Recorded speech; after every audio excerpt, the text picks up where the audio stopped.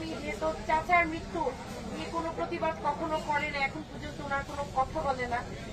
আমি ইনশাল্লাহ বিশ্বাস করি বাতিল জেলা থেকে সর্বোচ্চ ভোট পাবো ধানের শীষে। তারা আজকে কথা নিয়ে আসছেন শহীদ কামারুজ্জামানের স্বপ্ন নাকি তারা বাস্তবায়ন করবে। আলহামদুলিল্লাহ, আমরা শহীদের রক্ত এবং তার রক্তের বদলা নেওয়ার জন্য এই শেরপুরের মাটি এবং মানুষের উন্নয়ন অগ্রগতির জন্য, নিরাপত্তার জন্য, সমৃদ্ধির জন্য শহীদের রক্ত যেভাবে কথা বলেছে সেই কথাকে বুলন্দ করার জন্য একটি স্বপ্নের সোনার শেরপুর গড়তে যাচ্ছি।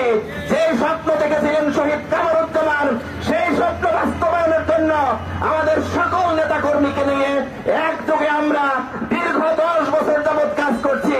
আর আপনি বলছেন আমরা কিছুই করি নাই। আপনাকে সাধুবাদ জানাচ্ছি।